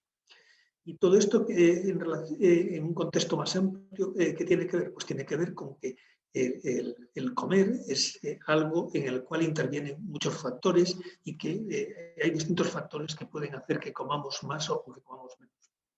¿Qué tipo de factores intervienen? Pues intervienen muchísimos. Interviene, por ejemplo, el factor homeostático. Si nosotros vamos a correr media maratón, al llegar, lo razonable es de que todo lo que encontremos en la cocina nos lo comamos, porque estamos en hipoglucemia, y todos sabemos que la hipoglucemia produce una gran sensación de hambre y nos hace comer mucho. Y eso tiene sentido, porque si nosotros hemos gastado muchas calorías, es razonable de que nuestro organismo nos diga: tienes que ingerir muchas calorías para reponer todo lo que has gastado en correr esa media maratón. Pero hay otros factores que influyen, aparte del puramente homeostático. Y estos otros factores tienen que ver, por ejemplo, con la novedad o el contexto. El contexto tiene que ver de que si nosotros vamos a comer con una serie de amigos y estamos en un ambiente muy relajado y estamos todos disfrutando de la comida, pues vamos a comer habitualmente más. Si este grupo de amigos come mucho, nosotros vamos a comer más. Esto está demostrado. Tiene que ver con las emociones, con el estrés, la impulsividad. Si nosotros estamos estresados, esto es un tema un poco más complicado, porque más o menos el 40% de los sujetos, cuando están estresados, comen más, el 40% comen menos, y hay un porcentaje en el medio que prácticamente no los afecta. No sabemos muy bien los mecanismos, pero sabemos de que sí influye. La percepción de los sabores, todos lo sabemos todos. Prácticamente a nadie le gustó la primera cerveza que tomó, le parecía amarga o no le acaba de convencer, y al cabo del tiempo sí hemos adquirido eso. Después hay otros factores que tienen que ver con el componente hedónico y el placer de comer. Esto tiene que ver, por ejemplo, y lo entendemos perfectamente, cuando todos recordamos cuando íbamos a la casa de nuestras abuelas y nos ponía un montón de comida, comíamos todo lo que nos ponía porque estaba buenísimo, y cuando ya no podíamos más sacaba nuestra tarta favorita y seguíamos comiendo. ¿Por qué? Porque nos producía placer el comer esa tarta. Es lo mismo que nos ocurre cuando llegamos a casa y vemos una tableta de chocolate encima de la mesa, pues no comemos necesariamente porque tengamos sensación de hambre. Comemos porque el placer que nos induce el chocolate. Y hoy sabemos de que la ingesta de determinados alimentos y en general que la comida en sí induce ciertos componentes de recompensa relacionados con fenómenos, con neuronas que tienen que ver con fenómenos de adicción, aunque este es un tema más controvertido, pero que no voy a entrar. Pero a nivel práctico lo que quiero decir es de que tenemos básicamente dos grandes componentes. Uno que es que comemos para sobrevivir, si necesitamos calorías, si hemos corrido media maratón o llevamos un montón de horas sin comer, vamos a tener sensación de hambre y queremos comer. Y otra es de que sin ninguna sensación de hambre, muchas veces ingerimos calorías en exceso simplemente porque comemos por placer, independientemente del componente que haya más o menos adictivo. Ya, yo tampoco puedo obviar de que estamos en una pandemia de todos conocida y que es el COVID. ¿Hasta qué punto esta pandemia está interconectada con la obesidad? Pues sabemos de que la obesidad aumenta la mortalidad por COVID-19. Esto es algo que se ha visto en la mayoría de estudios publicados. Se sabe de que en algunos estudios se ha visto de que aumenta hasta algo así como un 40% la mortalidad. Ahora iré un poco sobre el mecanismo posible y también sabemos de que hay una interrelación entre lo que fue la pandemia y las consecuencias en relación al confinamiento y de hecho se había previsto, algunos habían postulado de que el confinamiento iba a conllevar un aumento del peso de la población, de la obesidad, debido a que la posibilidad de hacer ejercicio físico, sobre todo al principio, estuvo muy limitada y, de hecho, se vio de estudios hechos a finales del año pasado en España de que el 73% de la población durante el confinamiento ha aumentado de peso. ¿Por qué la mayor mortalidad? La mayor mortalidad por COVID en los pacientes obesos tiene que ver con que la obesidad es en sí un proceso inflamatorio crónico, entre otros aspectos, que hace que ya tengamos niveles elevados de muchas de estas citoquinas proinflamatorias y que esto, en el contexto de que habitualmente también podemos tener una capacidad respiratoria menor, etcétera, esto hace de que cuando tenemos otro factor como es COVID, una infección, una neumonía por COVID, se juntan estas dos disfunciones de inflamación crónica y disfunción del sistema inmune debido en sí a la obesidad, va a conllevar una mayor mortalidad o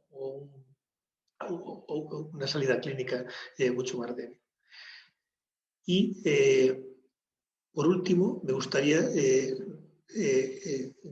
traer a colación este tema que ha sido objeto de un editorial reciente en British Medical Journal en el año finales de 2020, que tiene que ver con obesidad y malnutrición, que ellos lo llamaban las dos caras de una misma nación.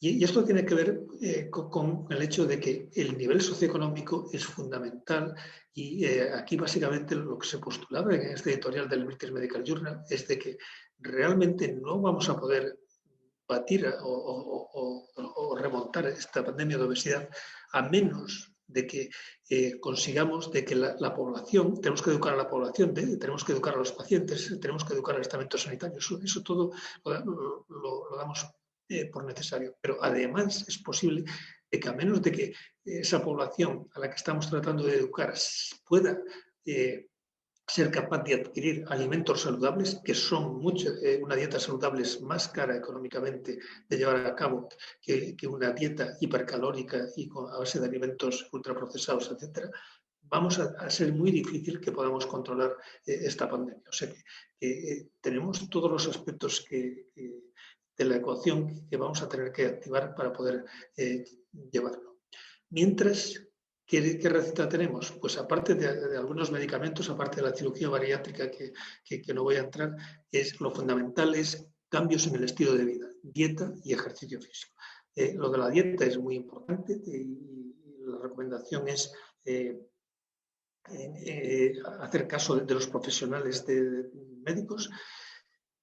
Esta dieta no necesaria y este ejercicio no necesariamente tiene que conllevar una pérdida de peso, que si lo conlleva mucho mejor, pero simplemente hacer ejercicio, aunque no haya pérdida de peso, conlleva beneficios claros. Y beneficios claros en parámetros que todos conocemos. Por ejemplo, si nosotros hacemos ejercicio sin pérdida de peso, pero simplemente al hacer ejercicio lo que conllevamos es que mejoren los niveles de colesterol, de triglicéridos, etc. O sea que el ejercicio per se tiene un efecto beneficioso sobre nuestra salud y si además perdemos peso, el ejercicio va a ser mucho mayor. O sea que necesitamos cambiar nuestro estilo de vida, necesitamos tener una alimentación más sana y una ingesta calórica menor. Y si no tenemos que hacer todos los medios para hacer ejercicio. Pero hacer ejercicio tiene que ser algo que requiere algo más que sacar el perro a pasear. Tenemos que hacerlo nosotros.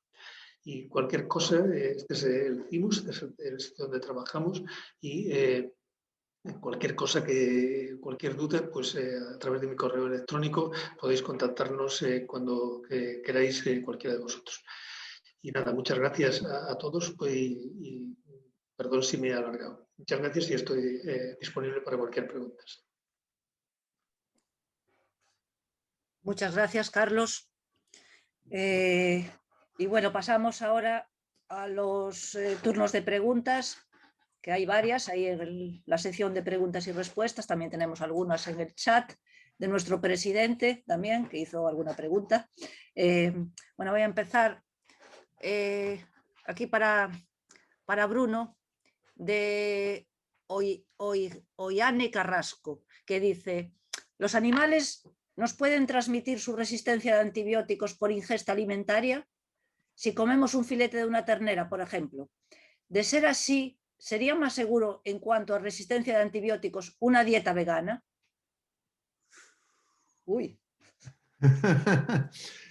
Bueno, a la segunda respuesta no, porque también sabemos que hay bacterias en los alimentos vegetales también, y también sabemos que a través de todas las ensaladas, manzanas, también se transmiten bacterias, así que no hay alimentos estériles, o hay muy pocos alimentos estériles, todos están llenos de bacterias, así que se transmitirían igual por alimentos de origen animal como de origen vegetal. Es más, incluso hay algún trabajo, que no quiero decir que sea absoluto, pero hay algún trabajo donde se ven más bacterias resistentes en alimentos ecológicos que en otros más industriales, así que eso no está muy claro. En cualquier caso, sí, casi todos los alimentos que nosotros comemos, casi ninguno es estéril. Tú coges una pizza congelada, la pones un medio, tiene millones de bacterias, así que pensar que tú no comes bacterias con los alimentos es absurdo. Bueno, Carlos está aquí, a lo mejor según el tema de Carlos y el mío, comemos también bacterias y millones de bacterias que además modifican la microbiota y las bacterias en nuestro sistema gastrointestinal, que son a la vez, eso Carlos evidentemente sabe mucho, igual responsables, corresponsables o consecuencias, eso se podría discutir respecto a lo que comemos, no comemos, etcétera, etcétera. Es decir, filete, prácticamente todo lo que tú comes tiene bacterias, entonces es absurdo pensar que comes más o menos bacterias comiendo una cosa u otra. Y el problema que decíamos de la resistencia de los antibióticos, efectivamente, el problema no es que los alimentos tengan antibióticos, eso no, ya hemos descartado que es, sino que puedan tener bacterias. Efectivamente, si tú compras un filete de pollo, tiene bacterias encima, como todos los alimentos que consumes. Así que no vas a comer alimentos estériles ni debes. Muy bien, muchas gracias. Vamos a seguir contigo, Bruno. Aquí están unas preguntas de Azucena Mora, como la has nombrado, el grupo de Azucena Mora y el grupo de Veterinaria de Lugo, pues te da las gracias por haber nombrado algunos de sus trabajos, Azucena Mora, y comenta, dice, ¿qué papel están jugando las aguas urbanas y rurales en la diseminación de resistencia a antibióticos? ¿Qué controles adicionales habría que hacer? Bueno, pues efectivamente estamos viendo que lo que denominamos un hotspot, o sea, un punto caliente de intercambio genético es efectivamente las aguas residuales. Entonces ahora, de hecho, justo ahora está en discusión en la OMS, ¿qué hacemos con las aguas residuales que utilizamos como indicador de las bacterias que tienen los seres humanos que tenemos en las ciudades? Eso se está haciendo y ha sido proyectos nacionales, un poco con eso de esa secuenciación que yo mostraba en la... que nosotros hemos hecho con contenido intestinal del ser humano o con aguas residuales, las aguas residuales sirven como indicador de lo que hay. Y de hecho, con COVID se está utilizando en la Comunidad de Madrid, pero también en España, la detección de COVID en aguas residuales como indicador de la cantidad de COVID que hay circulando en la población. Entonces, también se puede ver la cantidad de resistencia que tenemos. Y estamos viendo si efectivamente, en función de los sitios, estamos viendo que en algunos sitios la depuración es deficiente e incluso después de la depuración sigue habiendo virus, bacterias, genes de resistencia a antibióticos, etc. Entonces, claro que nos sirve para saber si esa depuración se da de forma correcta o no correcta. O sea que es esencial actuar ahí, sí. De acuerdo. Y también añade ella, Azucena, te pregunta si eres optimista en el sentido de si vamos a ser capaces de revertir el efecto de multiresistencia a corto plazo. Tú habías dicho ya, yo creo que sí, que dijiste que eras optimista, pero... Sí, en general soy optimista, pero es complicado. Antes se pensaba que en cuanto dejas de utilizar antibióticos, las resistencias a los antibióticos desaparecen de las bacterias. Porque para una bacteria ser resistente a los antibióticos le cuesta, hay un coste ahí energético. A lo mejor, Carlos, deberíamos hacer algo con el coste energético y utilizar las bacterias como modelo energético. Pero efectivamente ocurre. Si una bacteria es resistente a los antibióticos, es decir, si, como decía Carlos, consume demasiada energía, al final la bacteria crece peor y crece más despacio, tiene un coste biológico el ser resistente. Y hasta ahora se pensaba que cuando quitábamos un antibiótico, la bacteria ya no tenía ese coste. No, lo que hemos visto es que a la bacteria le cuesta energéticamente ser resistente a los antibióticos, pero que puede tener mutaciones compensatorias que permiten ser resistente a los antibióticos y no perder esa resistencia y crecer a la misma velocidad y estar súper contenta con la resistencia. Es decir, que no es tan fácil deshacerse de las bacterias que ya son resistentes a los antibióticos, porque lo que hemos visto que muchas veces quitando ese antibiótico, las bacterias mantienen algunas resistencias. Entonces, algunas resistencias se pierden fácilmente, las que cuestan mucha energía a la bacteria para ser resistente, pero ahí estamos viendo que hay algunas que la bacteria no pierde y por lo tanto la política exclusiva de vamos a usar menos antibióticos no va a dar en todos los casos como consecuencia el que las bacterias se hagan sensibles a los antibióticos. Muy bien. Supongo que le has satisfecho con tu contestación. Como esta manera de interactuar, pues aquí hay una pregunta para ir intercalando para Carlos. Begoña Estevez pregunta: si comemos algo crujiente, ¿por qué sentimos que calmamos nuestra ansiedad? Dice, a mí me pasa, cereales, patatas fritas. ¿El estrés y la ansiedad influyen en nuestra forma de alimentarnos? Vale, la pregunta es muy buena. Tenemos un problema ahí en relación a los mecanismos. En relación a estrés, ansiedad, impulsividad, lo que tenemos es grandes diferencias entre personas. O sea que lo que le ocurre a Begoña no necesariamente es aplicable a otras personas. De hecho, lo que ocurre, por ejemplo, con el estrés que decía, es de que hay mucha gente con el estrés que come más, hay mucha gente que con estrés es incapaz de comer. ¿Por qué esa discrepancia? No lo sabemos. Los modelos animales que son realmente los que nos permiten estudiar mecanismos a nivel del sistema nervioso central, porque es todo un problema a nivel del sistema nervioso central, no nos permiten el identificar muchas cosas. Pero sí sabemos de que, por ejemplo, en temas de impulsividad, que están relacionadas también con ansiedad, tiene mucho que ver, por ejemplo, el hipocampo, porque tiene que ver con las memorias que tenemos de cuál fue nuestra experiencia previa con determinada acción o con determinado alimento, y eso puede tener que ver. Pero a nivel práctico, si lo que me preguntas es el mecanismo, hay mucha literatura al respecto, pero ni idea, o sea, nadie puede precisar los mecanismos. Sí sabemos de algunas cosas, como por ejemplo en relación al control hedónico, porque el nivel de resolución, por ejemplo, en humanos de la resonancia magnética funcional sí nos permite ver en determinadas zonas, pero por ejemplo en núcleos hipotalámicos es imposible a día de hoy todavía discernir en qué núcleo o qué ese grupo neuronal en concreto, con lo cual yo ahí no sería capaz de precisar mecanismos, ni creo que nadie pueda realmente, aunque hay muchas hipótesis. Muy bien, Carlos. Seguimos contigo aquí. Aquí una pregunta de Juan Lema, que te pregunta, ¿qué opinas de los impuestos sobre el azúcar en bebidas refrescantes? ¿Es el azúcar un enemigo a combatir?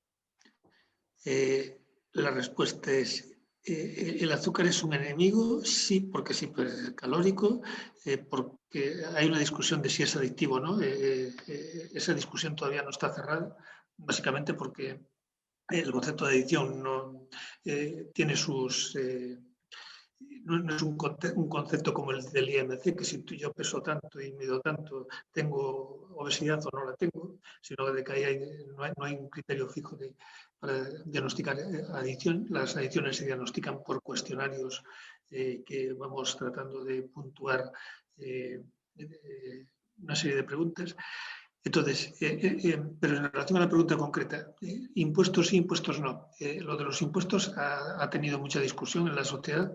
Uno de los primeros en implantarlos ha sido Reino Unido.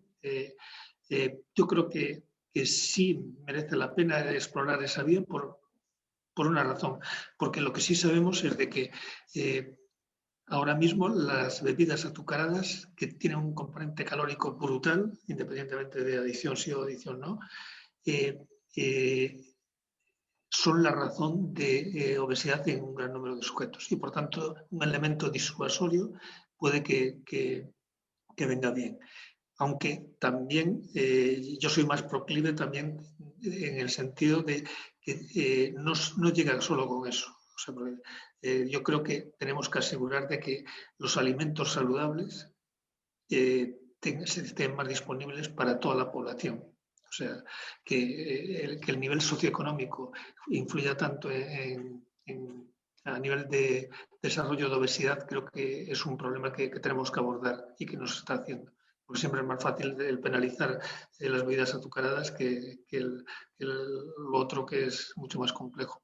Pero, por ejemplo, en Inglaterra, prohibir, por ejemplo, las máquinas de vending de los colegios ha tenido un impacto muy positivo.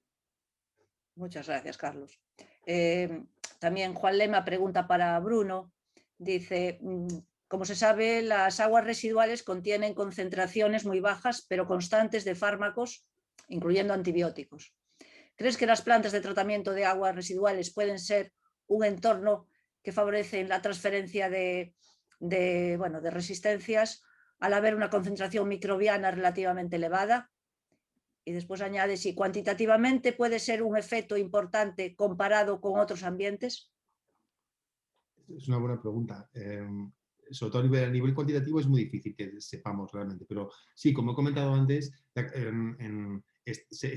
nos estamos enfocando en la cantidad de genes, por eso hemos hecho este trabajo de que se publicamos este mes. Queremos saber hasta qué punto es importante el flujo de genes de resistencia a antibióticos entre bacterias o no.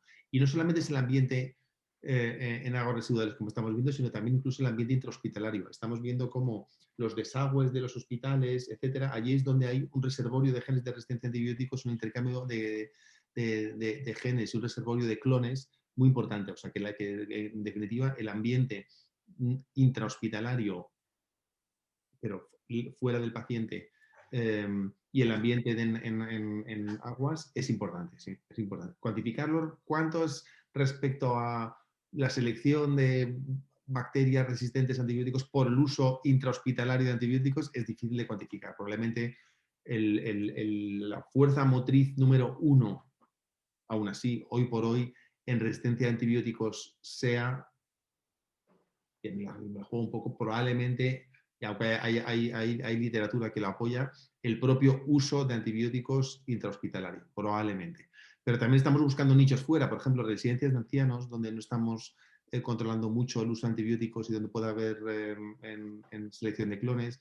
Y luego, pues eso, como decíamos, todo ese flujo de alimentos, medio ambiente, etcétera. Así que estamos intentando ver cuáles son esos puntos calientes donde debemos intervenir para reducir ese flujo de resistencia a antibióticos.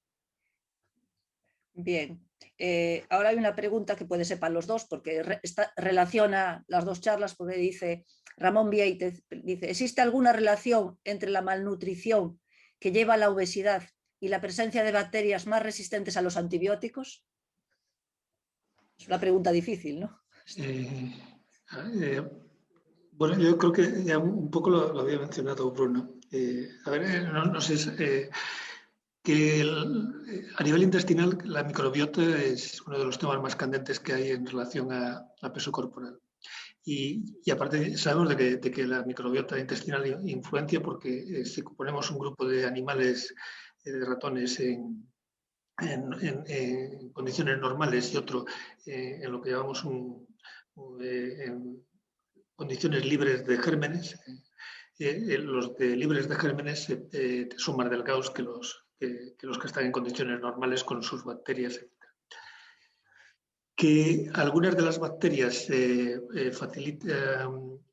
aumentan el peso y otras lo disminuyen. Eso fue de las primeras cosas que se hizo cuando se empezó a estudiar el impacto de la microbiota en salud en general. Y de hecho se vio de que si trasplantábamos, cogíamos heces de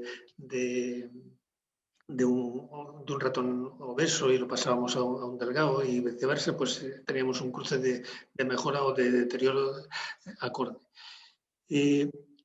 Los mecanismos son varios y muy variados. Básicamente se sabe que algunas de las cosas es porque producen una serie de mensajeros que van a nivel central, otros de que viajan a través son detectados por la pared intestinal y a través de aferencias vagales, etcétera, pueden también impactar. O sea que la respuesta es que las bacterias son importantes. Sí, si son las bacterias las que van a curar la obesidad, eso hay gente que sí lo cree. Y de momento lo vamos a dejar como una posibilidad. Y después, ya en el tema de antibióticos, yo ahí lo único que recuerdo así de especial es de que aquellos niños que han estado sometidos a tratamiento con antibióticos en su tierna infancia durante periodos muy prolongados de tiempo, estoy hablando probablemente de niños con fibrosis quística, etcétera, que tienen tratamientos de 1 año, 2 años o más, que en estos casos sí tienen mayor tendencia a la obesidad, pero yo tampoco estoy seguro de que el dato sea fiable, porque habitualmente cuando tienes una población con esos tratamientos tan largos suele haber otras razones y el ascribir todo al tratamiento antibiótico a lo mejor no era realmente lo más correcto. Pero posiblemente Bruno tenga mucha más experiencia porque seguro que hay más datos en animales que tienen que ver. Bueno, la pregunta concreta era si la gente obesa tiene más genes de resistencia a antibióticos A ver, en el sistema gastrointestinal. La pregunta era, ¿existe alguna relación entre la malnutrición que lleva a la obesidad y la presencia de bacterias más resistentes a los antibióticos? Que yo sepa, no, pero no es, o sea, es fácil de explorar. Y de hecho probablemente tengamos la información ya allí, es decir, probablemente haya datos genómicos en las bases de datos y por eso tengo varios bioinformáticos en mi grupo y probablemente si uno coge grupos de esos que pues a lo mejor, Carlos, lo podemos mirar, de gente obesa, no obesa, etc., nosotros podemos mirar en esas bacterias cuántos genes de resistencia a antibióticos hay en unos y en otros y ver si efectivamente hay una relación o no. O sea que no tengo claro que se haya visto, tampoco tengo claro que deba haber una relación.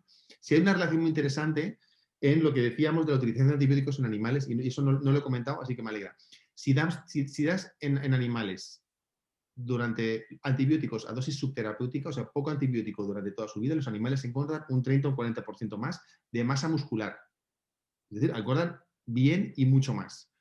Si no me equivoco, ese experimento, o sea, lo mismo ocurre en seres humanos, Carlos, aunque esto a lo mejor es solamente una evidencia indirecta de la que tú hablas. Y de hecho se ha llegado a proponer el utilizar dosis subterapéuticas de antibióticos para mejorar la malnutrición infantil en África, en la propia revista Nature. Luego, naturalmente, no se ha hecho, pero se ha llegado a proponer, así que parece que funciona. Por eso a nivel de resistencia a antibióticos no se ha hecho. Lo que lo que no sabemos muy bien es cuál es el motivo. ¿Por qué los animales engordan un 30 o 40% más utilizando antibióticos como promotores de crecimiento, que se hace, está prohibido, por cierto, no lo he dicho, en la Unión Europea completamente desde enero del 2006, pero está permitido en África, América y Asia. En Estados Unidos se acaba de prohibir en el 2018, desde enero, los antibióticos como promotores de crecimiento de uso humano. Es decir, que hasta hace nada se utilizaban cefaloporinas, cualquier antibiótico como promotor de crecimiento. Entonces, el uso de antibióticos en su terapéutica hace que engorde el animal. ¿Por qué? No sabe, y que el ser humano. ¿Por qué? No sabemos muy bien. Parece que estabiliza el sistema gastrointestinal, optimiza el metabolismo. Ahí, a lo mejor, Carlos, eso es algo que realmente, a pesar de que se hace mucho, que yo sepa, no se sabe exactamente, no se ha llegado a saber exactamente cuál es el motivo. ¿Qué crees tú que puede ser? ¿Por qué? Bueno, O sea, así intuitivamente lo primero que se me ocurre es de que cambia la proporción de bacterias en microbiota, dependiendo del tipo de antibiótico. sí, Pero pero vamos, esto es un tiro al aire, o sea que... totalmente, o sea, es curioso, pero se hace en prácticamente todos los países del mundo, o sea, en muchos, en Europa no, y funciona, y funciona, y no es una obesidad, o sea, es una obesidad que económicamente se coge las canales, o sea, está económicamente demostrado que se engorda mucho más y mejor, o sea, se crece más y mejor. En más O sea que la eficiencia de la ingesta es mucho mayor. Eso es, tal cual. En animales se Mucha hizo, actualización. en animales hizo lo que dijiste tú, en animales durante muchos años, ahora está mucho más controlado y prohibido. Funciona, objetivamente funciona. Se hablaba un poco lo que decía Carlos, que se decían que eliminaba una cierta población microbiana del intestino y que daban, bueno, pues competencia entre poblaciones, pero bueno, cuando nunca... entra una bacteria patógena, a lo mejor enseguida no llega, no puede competir porque esa otra microbiota medio resistente a esa baja concentración de antibiótico es muy potente y entonces llega a competir con ella más fácilmente. Todos los animales se enferman, no saben, pero realmente me lo preguntan muchas veces. Sí, son hipótesis nada más. Y son hipótesis, porque parece mentira, pero efectivamente siguen siendo hipótesis.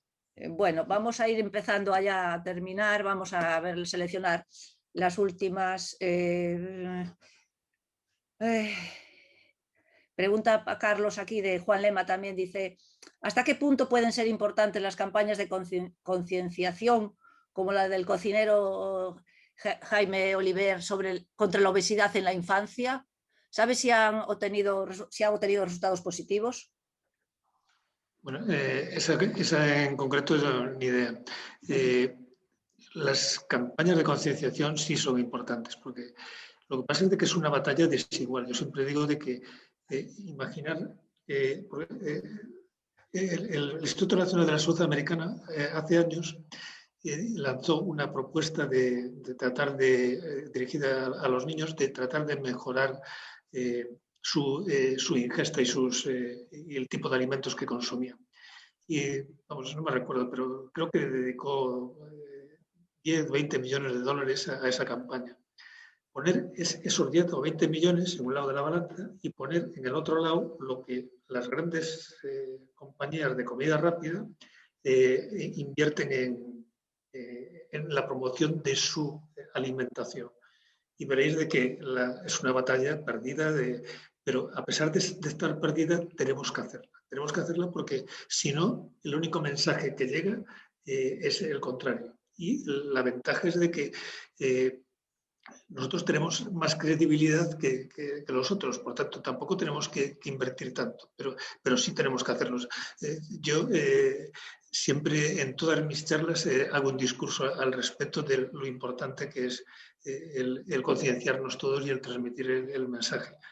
Y debe ser una batalla que demos todos continuamente. O sea que yo apoyo todas las batallas y os animo a sumaros a todos. De acuerdo. Y aquí añade Juan también preguntándote, Carlos, si encuentras alguna explicación de que España sea el segundo país europeo tras el Reino Unido en índice de obesidad, mientras que Portugal junto con Italia o Dinamarca están en la franja baja. Si encuentras alguna explicación, ¿por qué España y Reino Unido están peor que los otros?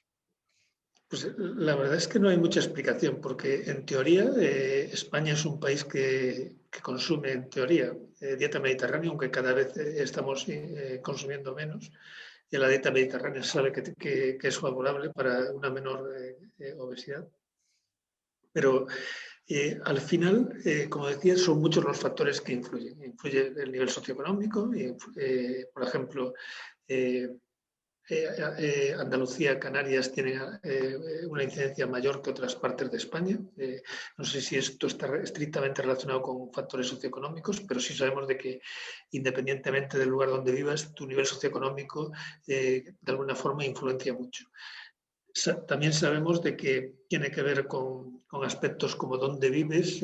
Si tú vives en un barrio que hay muchos obesos, lo más probable es que tú acabes siendo obeso.